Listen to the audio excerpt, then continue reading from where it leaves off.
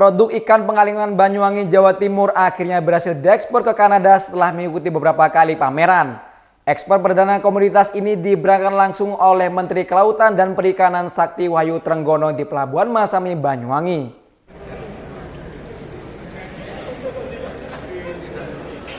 Ikan kalengan dalam bentuk tuna dari Kabupaten Banyuwangi berhasil menembus pasar Kanada. Ekspor perdana komoditas itu diberangkatkan oleh Menteri Kelautan dan Perikanan Sakti Wahyu Trenggono pada Senin 30 September 2024. Sebanyak 4 kontainer ikan kalengan diberangkatkan ke Kanada. Pengiriman ini bersamaan dengan 4 kontainer lain tujuan Dubai dan juga Australia. Perusahaan yang mengirimkan ikan kaleng ke luar negeri adalah PT Pasifik Masami Indonesia yang berada di Kecamatan Kalipuro, Banyuwangi. Untuk ekspor perdana ikan tuna kaleng ke Kanada, total produk yang sudah kontrak dengan perusahaan di negara Amerika Utara ini mencapai 10 juta dolar atau sekitar 151 miliar rupiah hingga 6 bulan ke depan.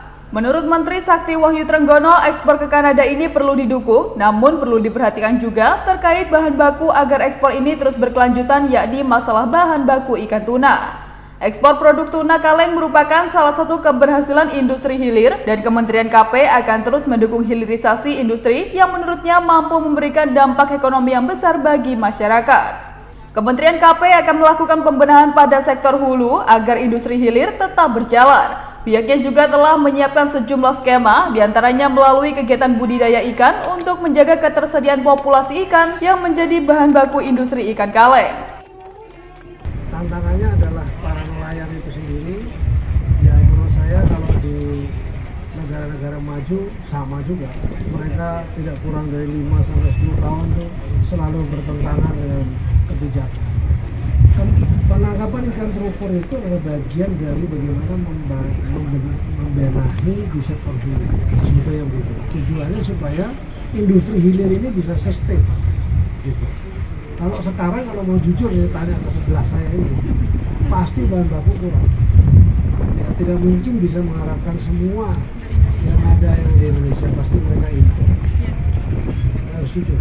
Nah, industri hilir seperti ini memang tidak hanya satu, ada beberapa yang juga sudah ekspor keluar.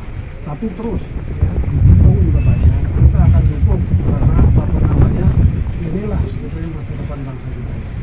Kalau kita selalu jualannya raw material terus kan menjadi tidak bermanfaat, tidak ada nilai tambahnya. Nah sekarang ini adalah inovasi sudah lama dilakukan oleh impor dan sekarang sudah dilanjutkan, maka hasil riset kami dilihat itu adalah tempat yang paling bagus untuk budidaya. Nah sekarang sudah kita coba dulu. Lalu yang kedua, kira-kira potensinya dekat dengan Banyuwangi juga potensinya bagus untuk budidaya tuna. Lalu kemudian di Aceh, dekat Sabang sana juga bagus. Lalu kemudian yang dekat Morotai juga bagus. Nah, ini semua sedang dirancang. Nanti kemudian kalau Pak Aminoto juga berminat juga masuk di hulu pun nggak masalah. Tapi yang pasti biarkan yang uji coba dulu pemerintah itu bisa berjalan dengan baik. Kalau itu sudah lakukan dengan baik, sama seperti susu ikan.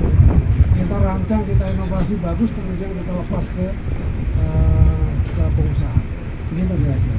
Limit Pak, bisa ini untuk sekarang 10 juta dolar. Mulai ya. Yang saat ini berangkat. Betul, ya? dan next dia akan turunkan 20 juta dolar per tahunnya segitu. Jadi dirupiahin 210. Iya betul. Artinya tergantung kemampuan dari Betul, Mas Ami sendiri ya? tergantung dari kapasitas production kita. Ini 10 juta dolar ya. Ini one of the largest ini di Kanada. Dan kita kalau kita ke Kanada juga ada seperti Costco, Walmart, itu Ya, silakan. Pak, hitung bersama-sama hadirin. 3, 2, 1. Kita hitung bersama-sama. 3, 2, 1.